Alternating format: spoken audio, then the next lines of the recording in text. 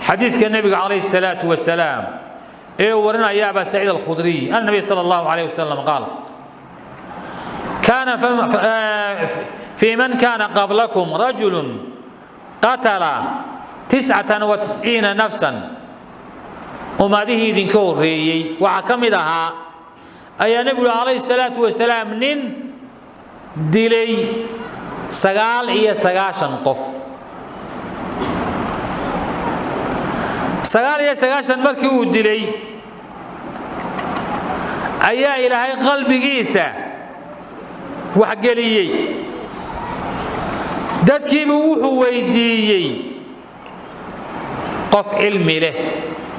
أو بالعرض كان وحوق الشيغة فدل على راهب فأتاه وعلوت المامي نين راهبة أو ملكو عبادة لكن أنا قول لهين نكي بوتغي وحو إلي نكان وحو ديلي سقال سقاش النفوت فعله من توبة مليح توبة ما يفرنتها قال لا فقتله وحبكم توبة ملهد بويلي توبة كوفراني ما جرتوه markii uu caynka ku yiri isagiina kurta ka gooyay boqolkiiba ku dhamaystiray dadkii uu ku soo noqday wuxuu ku yiri wariyaaleen waxay tilmaantaan qof aqoon shariicada islaamka aqoon leh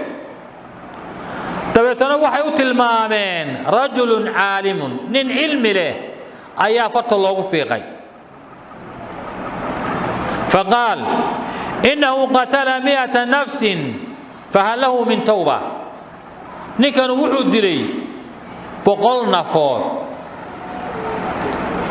توبة مليحة فقال نعم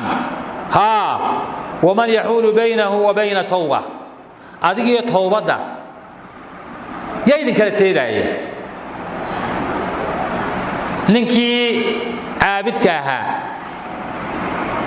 ninkiina wuxuu diiday inuu toobad keeno naftiisina wuu haligay ninkii caalimka ahaana labadii nafoodba waa badbaadiyay tiisina waa badbaadi ninkiina wuxuu u tilmaamay sidii uu ku toobad keeni lahaa iyo kayfiyadii ilaahay kaga toobad aqbali lahaa wuxuu ku yiri xadiiska dhamaystirkiisa dalkan ka tag oo meel hebla qabo dabeetana ninkii waa baxay isagoo safara ayuu dhexda ku dhintay waxa uu soo beeretamay malaa'iktii raxmadda ee jannada iyo malaa'iktii cadaabta way garnaqsadeen dhexdhexaad baa ilaahay u soo diray waxa lagu yiri labadii dhulku ka yimi iyo ku socday mitirka saara ka uu dhawaadaaba qaadanaya mitirka la saaray kii uu ku socday baa u dhawaaday waxa qaadatay malaa'iktii raxmadda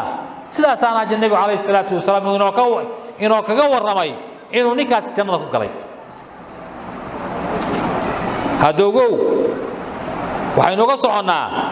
waxa badbaadiyay caalimkii naftiisii cadaab buu ka badbaadiyay inuu ninka boqolka dilay uu galo